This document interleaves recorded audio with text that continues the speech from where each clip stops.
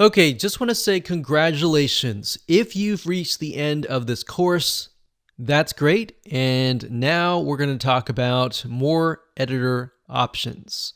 Now, besides the Gutenberg and Classic Editor, there are actually more editor options available commercially. Now, what I mean by that is that there are other plugins that have different editors that look nice. Some of them include Thrive Themes, WP Bakery, and Elementor. Now, each has its pros and cons. They have their strengths and weaknesses. And really what it comes down to is which one do you like the best? So you saw Gutenberg. Most of these are very similar to Gutenberg and they utilize blocks, but they just look a lot more nicer and they have a lot more options. So that's really the main difference. So we like Elementor the most because it's super easy and more importantly, super fast. One thing to note is that as you begin to add more plugins to your WordPress site, it will actually slow things down. So what we've done is when we've tested things, we found that Elementor it has a lot of features, but it doesn't have a lot of coding. So it runs really, really fast and it won't slow your website down. So with that said, like I said, Thrive Themes and WP Baker are really, really good choices. So let's go ahead and hop on over to those websites and show you these in action. Okay, so let me talk about the differences before we actually install Elementor as a plugin. So if we go up at the top here, we've got WP Bakery Page Builder. And as you can see, between the three of these, there are millions of people that use three of these editors. So it really comes down to which one do you like the best and which one fits your business the best or your website. So as you can see, this one costs $45. And if you scroll down, you can get an idea of what it looks like. Now, we've used WP Bakery before, and it's really decent. There's a lot of templates in it that are built in. In fact, Thrive Themes and Elementor have the same thing. So for all of these, you'll find templates. You can find and you can look through the templates, and if you like them, all you have to do is simply click them and you get the design.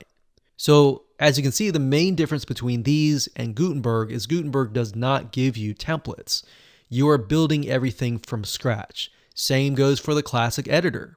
So these take your design level to a whole new level. So this is WP Baker. You can see the features here. So there's a lot of things you can do. So to get here is wpbakery.com. Next up is Thrive Themes. That's thrivethemes.com. Now, Thrive Themes is a lot different than just an editor. They have tons of plugins that go into things like opt-in pages. You can create sales pages. You can create funnel pages. You can do all sorts of things. So it's not just an editor. So you can see here, you can create forms, you can create all sorts of light boxes, you can do A/B testing, you can do a huge amount. And this is something that a lot of businesses typically use because it has so many different features. So it's very, very feature rich. So as you can see, here are the features. Right here. Now it's a little more expensive. As you can see, it's $147 for 15 licenses. But remember, WP Bakery was about $47 for a single license. It's about $67, which is only $20 more for one license for this. And the next one is Elementor. Elementor is mainly an editor like WP Bakery or Gutenberg. But like I said, the difference is it's more similar to the WP Bakery in the sense that it is an editor and it also allows you to pick and choose templates. And then those templates, you can click a button and then it adds it as a page. So I'm going to show you that in action. Elementor has a free download, as you can see here. But what I found is Elementor is super fast. It's super easy to create really good looking sites with ease. So you're kind of getting an idea here. Scroll down here.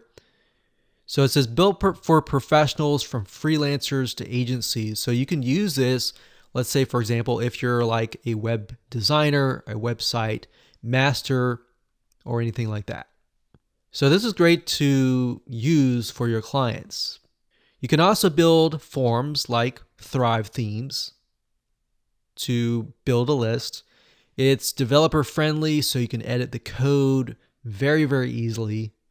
And it's built with blocks. So I'm going to show you Elementor in just a second. So we'll go back over here. Now I'm going to go ahead and deactivate the classic editor because I don't want that. What I do want, I'm going to click on add new. We're going to go type in Elementor. So that's Elementor. Make sure we spell it right, like that. So immediately upon entering the keyword, we can see that here, Elementor Page Builder. Now, bear in mind, they have a pro version, which you can buy, but you can do a lot with their free editor. Just the free level itself, there's a lot of really good features. And that's why I like it. And that's why I feel comfortable with recommending that to you. Now, as you can see here, it says, welcome to Elementor. You can watch that. We're going to create our first page. So we click on this. Now, what you're going to see is you're going to see your website. So if you have widgets on the right side or the left side or the header at the top, you're going to see that as well.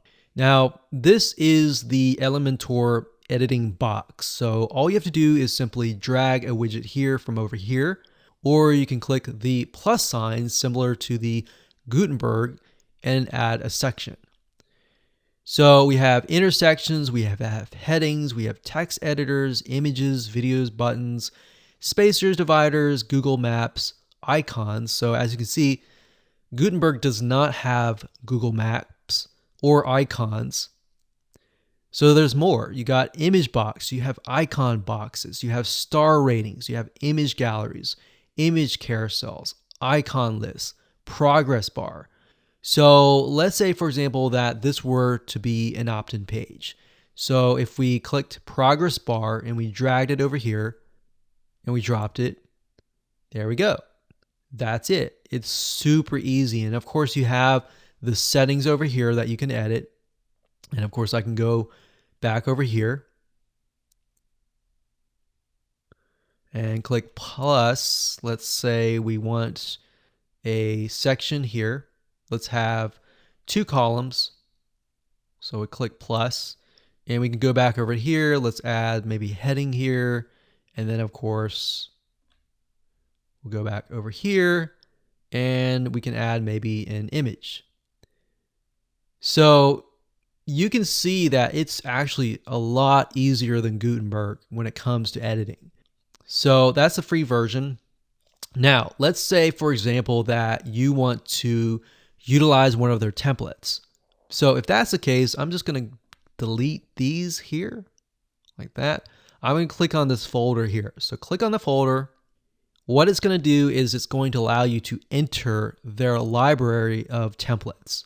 So you can see which ones are free and which ones are on the pro level. The pro level has this little icon that says pro. You can't use that unless you have the pro level plugin. So you have to purchase it.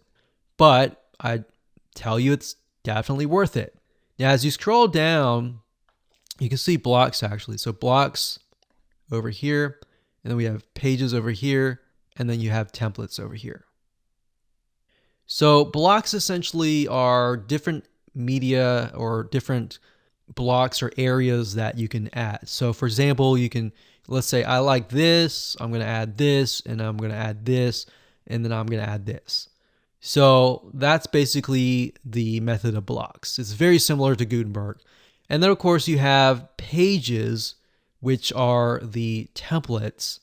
So if you scroll down here, there's all sorts of really cool looking templates and designs that really can take your site to a whole new level to make it look professional.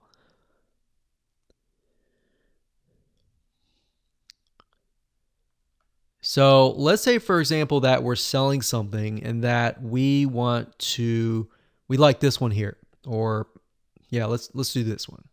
Okay, never mind. That's Pro. So let's scroll down and find something that we really like. So let's say, for example, that we're editing our website and it's still in construction mode, but it's coming soon and it's coming in 2 weeks. If that's the case, let's say we like this one here.